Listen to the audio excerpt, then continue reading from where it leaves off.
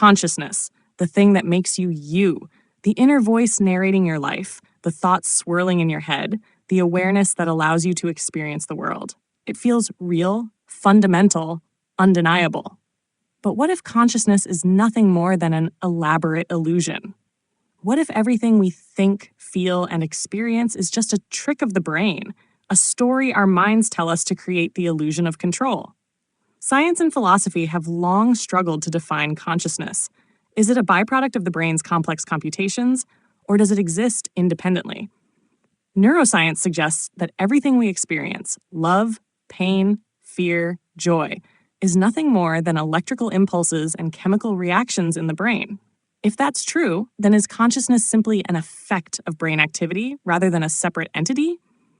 If you shut off the brain, consciousness vanishes. If a machine could replicate the neural processes of the human mind, would it too develop self-awareness? Or is there something more to consciousness that science has yet to uncover? The illusion of selfhood is one of the most debated aspects of consciousness. We assume that there is a stable, continuous self, making decisions and experiencing life. But research suggests that our sense of self is fluid and constantly reconstructed. The brain pieces together memories, sensations, and thoughts to create the feeling of a unified identity. If that's the case, then the you that woke up this morning is not exactly the same you reading this now. Every thought, every moment, slightly alters the construct you call self. Consider split brain experiments, where patients with severed corpus callosums, connecting the brain's hemispheres, show signs of multiple consciousnesses within a single person. One side of the brain may be unaware of what the other side is experiencing, effectively creating two separate selves within the same skull. If consciousness was a singular, indivisible entity, how could this happen? Some theories suggest that consciousness is an emergent property, like a wave forming from water molecules. The wave appears real and distinct, but it's just a temporary pattern emerging from underlying interactions.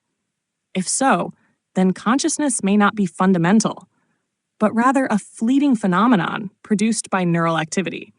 Once the activity stops, so does consciousness, just like a wave disappearing when the water settles. Philosophers like Daniel Dennett argue that consciousness is a grand illusion, an elaborate trick the brain plays on itself to create the sense of self and agency.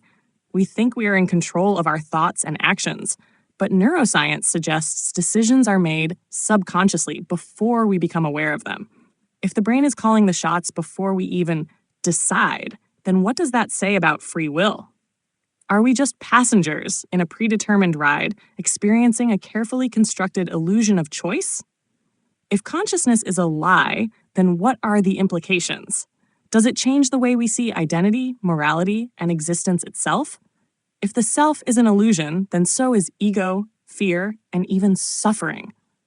Meditation, psychedelics, and spiritual practices have long hinted at the idea that dissolving the self leads to a profound shift in perception. Maybe the greatest truth of all is realizing that consciousness isn't what we think it is, that we are not our thoughts, and perhaps not even our minds. But here's the paradox. Even if consciousness is an illusion, it's the only illusion we have. Whether real or fabricated, we experience life through it. So does it really matter if it's a lie, as long as it feels real? Or is the biggest lie ever told, the one we tell ourselves every day, that we are truly in control, aware, and separate from the universe around us?